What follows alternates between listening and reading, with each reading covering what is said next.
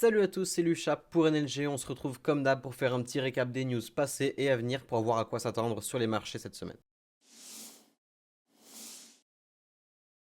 En termes de news passées, petite victoire pour ETH qui réussit sans souci son fork Chapella. Les retraits du stacking de TH sont enfin dispo petit à petit. FTX récupère 7,3 milliards sur les 10 et quelques de perdus, notamment grâce à l'augmentation récente du prix des cryptos. Le BTC a presque doublé depuis, comme ETH. Suit une nouvelle blockchain en testnet depuis décembre 2022, assez attendue par la communauté, notamment pour concurrencer Sol et APT, part pour une nouvelle vente publique au lieu d'un airdrop. D'ailleurs, Solana, leur smartphone sort bientôt, on parle de mai 2023. Pour les OG 2017-2018, EOS lance sa bêta EVM et cherche l'interopérabilité avec ETH. En TradFi, il n'y a pas eu grand chose, pas eu de news depuis la dernière fois, et sinon en termes de news à venir, je dis quelques chiffres, notamment sur le chômage et l'immobilier, donc cette semaine est tranquille, celle d'après le sera moins.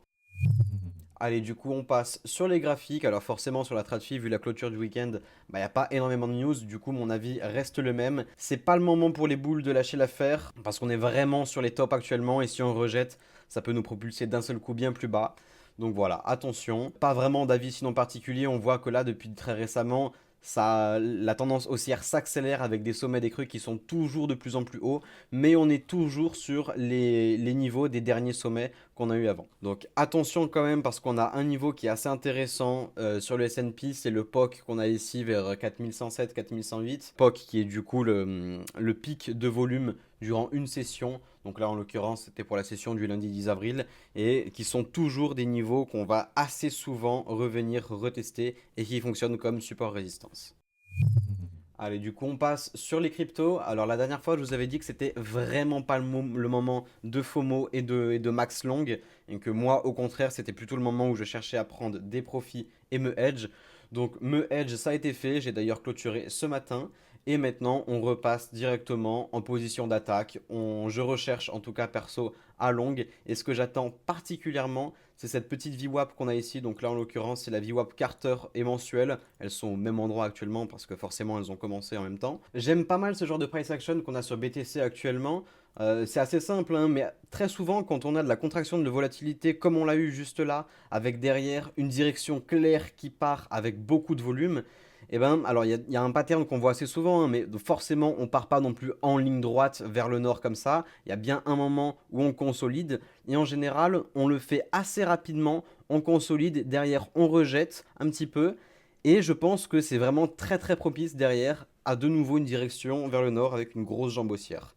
Et en fait, c'est un petit peu pour faire la comparaison, le genre de scénario qu'on avait eu 2020. Donc si vous voulez, pour moi, en plus, c'est assez rare, mais le graphe ressemble vraiment énormément, même si c'est pas du tout la même unité de temps. On est sur du 4 heures à gauche et du 1 jour à droite. Mais donc voilà, été 2020, grosse contraction de la volatilité. Derrière, on part en ligne droite avec des gros volumes. Le prix stabilise, corrige un petit peu. Et derrière, on repart. Bon, c'était le début du bull market, évidemment. Donc même si je parie pas du tout sur la même chose, je dis pas que ça y est, c'est le retour du bull market ni rien. Je dis juste que on est face à un pattern qui est plutôt haussier. Sur ETH, il n'y a pas grand chose à dire, juste j'aime pas particulièrement cette espèce de petit double top qu'on a commencé à faire. Et surtout, je pense que, donc ça va dépendre vraiment de ce qui se passe un petit peu ailleurs, hein, mais au niveau de la TradFi, déjà pour commencer, si je m'attends plutôt à une petite correction, du moins sur le assez court terme, sur la TradFi, et si c'est ce qui arrive, je pense que ETH peut glisser très très rapidement et bien plus fort que BTC. Voilà, donc c'est la raison pour laquelle ETH, moi j'ai pas touché, mon backspot il est toujours là, aucun souci. Par contre, en levier, je suis pas prêt de toucher ça, c'est pas vraiment le genre de graphique que j'aime bien voir. La dominance BTC est en chute libre. Si on n'a pas de crash du S&P, je serais pas vraiment surpris de l'avoir continué à chuter. Par contre, si on a une petite correction du S&P, je pense que les alt et ETH vont prendre tarif et on pourra avoir une petite jambe haussière de la part de la dominance. Au niveau des CVD qui représentent, je le rappelle, le cumul des ordres au marché uniquement, donc en rose on est sur du perp, en bleu pour du spot avec ETH juste au-dessus. Donc au niveau des perps, on a eu des vendeurs très agressifs pendant qu'on avait des acteurs qui étaient un petit peu sur la touche, qui n'ont pas fait grand chose dernièrement sur le spot. Il n'y a pas de repas gratuit, donc je pense que ces gens vont finir bust, même si c'est possible qu'on continue un petit peu de chuter toujours, histoire de sortir vraiment tous ceux qui sont entrés dans ce mouvement-là et aller chercher un CVD qui peut redescendre vraiment à son dernier lot, c'est-à-dire hop, juste là, sur le BTC. Donc voilà, ça me réconforte un petit peu dans l'idée d'aller rechercher toujours un petit peu plus bas sur la VWAP quarter ou monthly qu'on avait juste avant. Voilà, donc je pense que si on atteint ce genre de niveau, ça laisse le temps au CVD d'aller chercher tout ça. Donc voilà, à voir, ça risque de se jouer pardon, dans les prochains jours à venir. Sur ETH, comme je le disais, pour moi la situation est assez identique, à la seule différence qu'on a eu plus d'acheteurs qui se sont réveillés au niveau du spot. Alors on voit ici un petit peu la courbe qui est revenue chercher un ATH sur le CVD en bleu, contrairement au BTC où là il était quand même beaucoup plus à la ramasse. Et pour conclure, donc moi comme je l'ai dit, j'ai clôturé mes hedges, donc c'est bon, je suis repassé à la recherche de longues. Maintenant, où est-ce que ça va se faire? Je sais pas, j'ai pas encore d'ordres qui sont déjà précisément définis. Ça va surtout se jouer un petit peu au niveau des prochaines heures à venir. Si on a une belle bougie, si on a pas mal de vendeurs qui sont absorbés, ce genre de choses au niveau du footprint.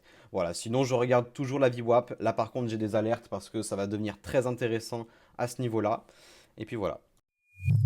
Voilà, donc bonne semaine à tous. Faites gaffe, même si dans tous les cas, ça ne devrait pas être trop volatile vu le peu de news qu'on a. Dans tous les cas, on garde un œil sur le S&P et ça devrait bien se passer. Et pour en savoir un peu plus, n'hésitez pas à venir poser vos questions sur le Discord NLG, il n'y a rien de payant. À la prochaine, c'était Luchap.